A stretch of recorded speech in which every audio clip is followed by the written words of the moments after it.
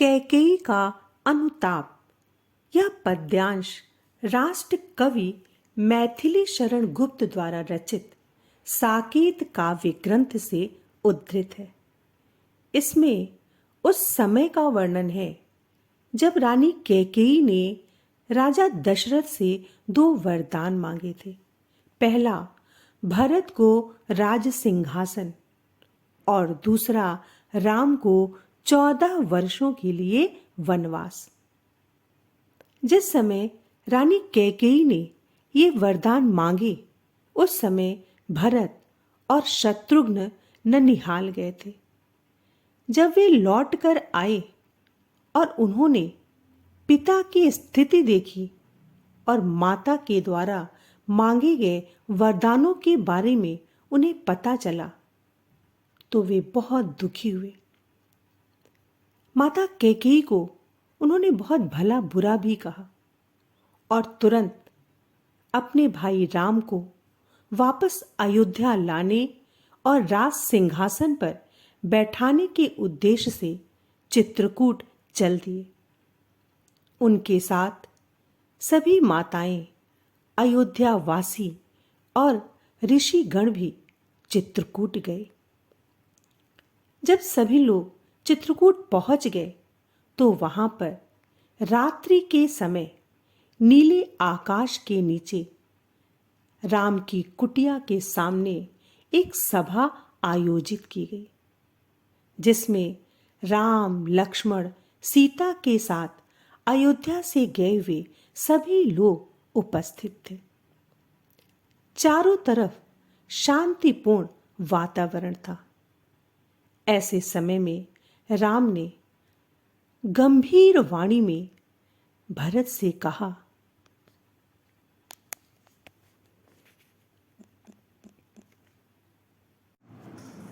हे भरत भद्र, अब कहो अभीप्सित अपना, सब सजग हो गए भंग हुआ ज्यों सपना। हे आर्य, रहा क्या भरत अभीप्सित अब भी, मिल गया अकंटक राज्य उसे जब तब भी। पाया तुमने तरु तले अरण्य बसेरा, रह गया अभीप्सित शेष तदपि क्या मेरा। हे भरत भद्र, अब कहो अभीप्सित अपना, सब सजग हो गए भंग हुआ ज्यों सपना। इन पंक्तियों में राम भरत को संबोधित करते हुए कहते हैं, हे भरत भद्र। भद्र का अर्थ होता है सद संस्कारों से युक्त, शालीन, शिष्ट। राम भरत के लिए कह रहे हैं, हे शिष्ट आचरण वाले भाई भरत, अब कहो अभीप्सित अपना। अभीप्सित का अर्थ होता है मन की इच्छा, मनोकामना। हे भाई भरत, अब तुम अपने मन की इच्छा, अपनी मनोकामना हमारे सामने व्यक्त करो कि तुम यहाँ किस उद्देश्य से आए हो। सब सजग हो गए भंग हुआ ज्यों सपना। राम के इस प्रश्न को सुनकर, इस वचन को सुनकर वहां पर उपस्थित समस्त जन समुदाय सजग हो गया, जागरूक हो गया और ऐसा लगने लगा जैसे सभी स्वप्न देखते देखते एकाएक जाग उठे हों। जैसे हम सब सोते समय अच्छे बुरे स्वप्न देखते हैं, लेकिन जैसे ही आँख खुलती है, नींद टूटती है, वह स्वप्न भी भंग हो जाता है। उसी प्रकार उस सभा में उपस्थित सभी लोग विविध प्रकार की कल्पनाओं में खोए हुए थे। सबके मन में अनेक प्रश्न थे कि इस सभा में न जाने क्या निर्णय होगा। राम भरत के साथ न जाने कैसा बर्ताव करेंगे। इन्हीं कल्पनाओं में वे खोए थे। तभी राम के इस वचन को सुनकर सभी सावधान हो गए, उत्सुक हो गए कि अब हम देखें इस सभा में क्या निर्णय होता है।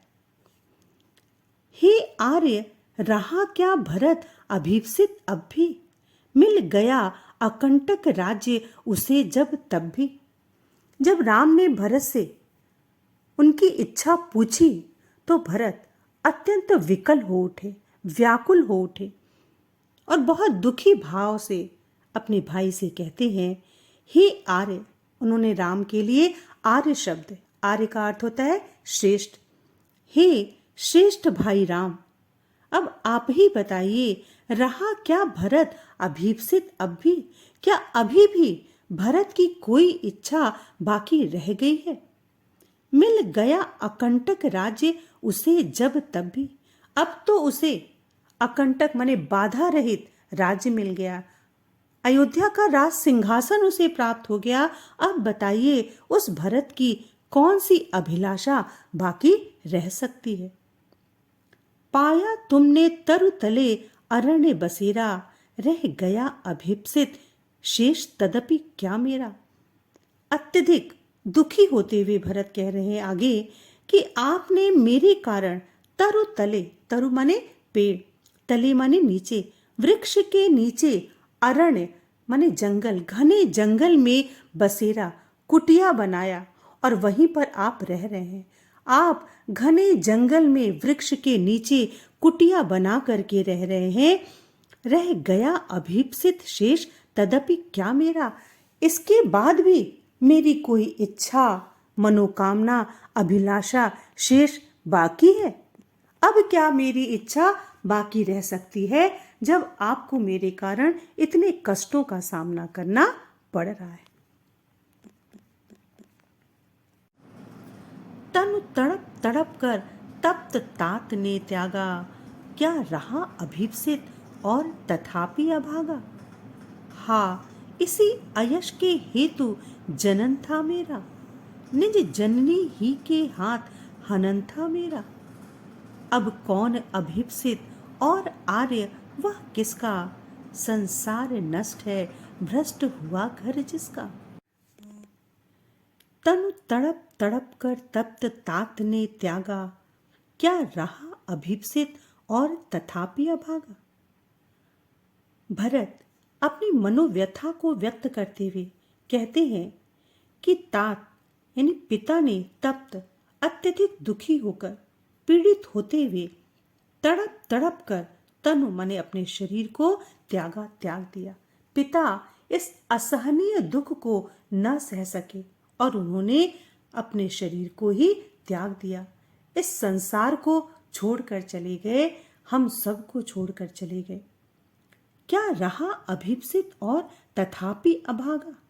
क्या मुझ अभागे की अभी भी कोई इच्छा बाकी रह गई है? मेरे कारण आपको 14 वर्षों का वनवास मिल गया। पिता हम सबको छोड़कर इस दुनिया से चले गए। क्या मुझ अभागे की अभी भी कोई इच्छा शेष रह गई है? हाँ इसी अयश के हेतु जनन था मेरा, निज जननी ही के हाथ हनन था मेरा। हाँ यानी धिक्कार रहे हैं। भरत अपने को धिक्कारते हुए कह रहे हैं इसी अयश, अयश माने अपयश, कह रहे क्या इसी अपयश की प्राप्ति के लिए जनन था मेरा, इस संसार में मेरा जन्म हुआ है। क्या विधाता ने मुझे कलंक की प्राप्ति के हेतु ही इस संसार में भेजा है? निज जननी ही के हाथ हनन था मेरा, अपने ही माता कैकेयी के हाथों मेरा मरण विधाता ने लिख दिया था। अर्थात क्या मेरी किस्मत में माता कैकेयी के हाथों अपयश रूपी मृत्यु लिखी थी? क्योंकि इस अपयश के साथ मेरे लिए जीना बहुत मुश्किल है। अब कौन अभीप्सित और आर्य वह किसका? हे आर्य अब आप ही बताइए, किसकी कौन सी इच्छा अब बाकी रह सकती? संसार नष्ट है भ्रष्ट हुआ घर जिसका, जिसका घर संसार सब कुछ नष्ट हो गया, बर्बाद हो गया, घर की सुख शांति चली गई। अब बताइए उसकी कौन सी मनोकामना, कौन सी अभिलाषा शेष रह सकती है? इस प्रकार भरत अपने मन की व्यथा को राम के सामने व्यक्त करते हैं। इन पंक्तियों में कवि ने साहित्यिक खड़ी बोली का प्रयोग किया है और तनु तड़प तड़प कर तप्त तात ने त्यागा, यहाँ पर त वर्ण की आवृत्ति होने के कारण अनुप्रास अलंकार है।